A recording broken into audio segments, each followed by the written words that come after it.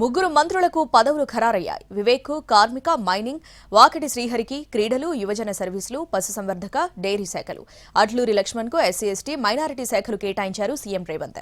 తమకు మంత్రులుగా అవకాశం ఇచ్చిన హైకమాండ్ పెద్దలకు సీఎం రేవంత్ రెడ్డికి నేతలు కృతజ్ఞతలు తెలిపారు. తెలంగాణలో ఇటీవల ప్రమాణ స్వీకారం చేసిన ముగ్గురు కొత్త మంత్రులకు శాఖల కేటాయింపుపై ప్రభుత్వం స్పష్టత ఇచ్చింది.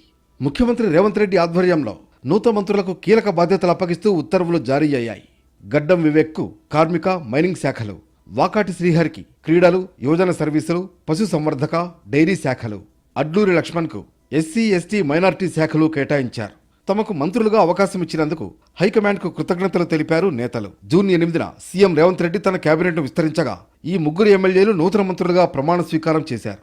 అయితే అప్పట్లో శాఖల కేటాయింపు విషయంలో స్పష్టత లేకపోవడంతో పార్టీ వర్గాల్లో ఇది హాట్ టాపిక్ గా మారింది. శాఖల కేటాయింపుపై తుది నిర్ణయం తీసుకోవడానికి కాంగ్రెస్ అధిష్టానం పెద్ద కసరత్తే చేసింది. ఈ క్రమంలో సీఎం రేవంత్ రెడ్డి ఢిల్లీకి వెళ్లి ఏఐసీసీ అధ్యక్షుడు మల్లికార్జున ఖర్గే, రాహుల్ గాంధీ, కేసీ వేణుగోపాల్లతో ఇందిరాభవన్లో సమావేశమయ్యారు. సీనియారిటీ, అనుభవాన్ని పరిగణలోకి తీసుకుని ఎవరికి ఏ శాఖలు కేటాయించాలన్న దానిపై విశ్లేషణ జరిపి చివరకు తుది నిర్ణయం తీసుకున్నారు.